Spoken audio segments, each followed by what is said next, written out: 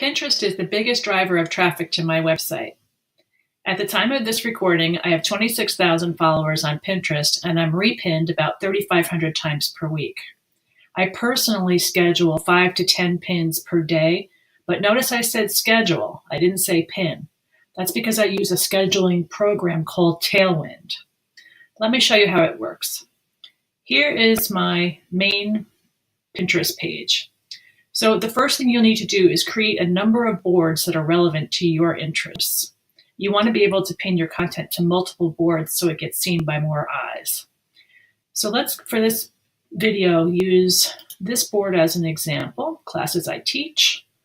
I will scroll down until I find a pin that I want to circulate again. Let's use this one. This is actually a really good example. Okay, this is in a vertical format, so it's going to get more attention in the feed, and also the fact that it's framed calls your eye to it. What's going on? What are these three different images that she's tied together? There's a lot of eye candy in there art-wise, so this is a good one because I'll be able to pin it to a number of different boards. I could come here and push the save button and it would be pinned automatically, one and done on Pinterest. But the whole point of this is I want to schedule it. I want to put it on 4 different boards. So I will use this Tailwind scheduling button and move to the next screen. Now we're in my Tailwind dashboard. If I come over here, I can see a lot of different options, and I want to go to Publish and Drafts, and then we'll see that long pin that I want to schedule. Okay? So what I can do is scroll down a little bit here. I can type in a board name, so I know I want to put it back in that Classes I Teach board. But as soon as you start typing a few letters, the title of the board will come up. Or you can just scroll through. But I know which ones I want. So I want Classes I Teach, I want Mixed Media and Collage, I want ATCs, those are artist trading cards. That's the size of these little small pieces on each board. And then I want to do a group board. I want to do Creative Pins group board.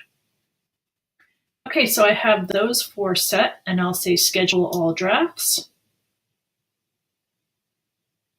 Great. So now you see my drafts are 0 and my scheduled pins increased. It was at 155 when I opened the dashboard, and now it's at 159. You can also see them. Let me move myself out of the way. You can see your schedule here. So you can go down this way. I'll show you. You can scroll this way, this way. Open that up. And this just shows you what's going on by date. So I can see, oh, tomorrow is Saturday. Is this what I want? Do I think something else will be more popular on a Saturday? Sundays are good for cooking. If I wanted to fill up my board, I would put some recipes in there on a Sunday. Or you can also come over here and scroll this way and see it in a more visual grid. This is what I like because I can say, oh, I don't want 2 of the same color. I can drag and drop and rearrange things. But let me take you to where that newly scheduled long pin is so you can see what I'll do with that.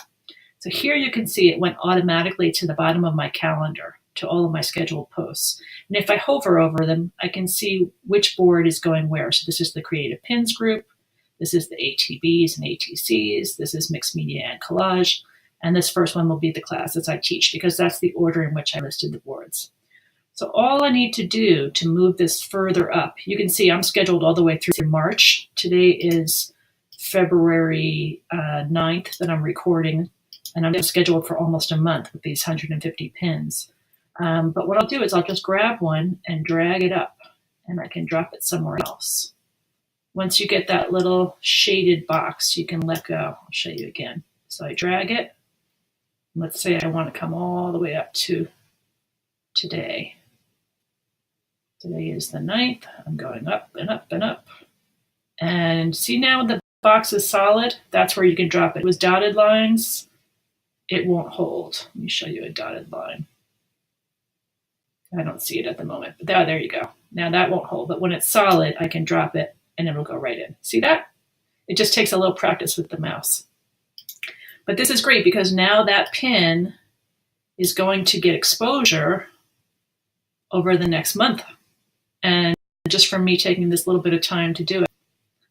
So, whoops, see now, that's a great example. I didn't have the solid shadow. I just had the dotted line, so it fell back to the original place. So just wait till you get the solid, and boom, it's in.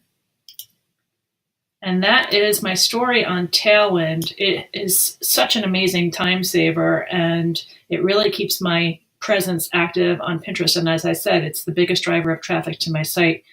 I have had people purchase classes and products as a result of finding me on Pinterest. I've had people actually come to live workshops that I hold because they found me on Pinterest.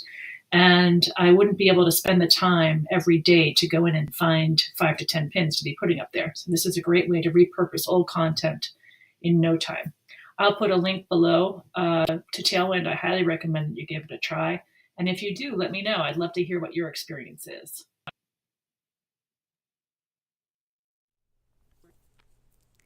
I hope this quick video helped. Go to bit.ly/try Tailwind for a free trial.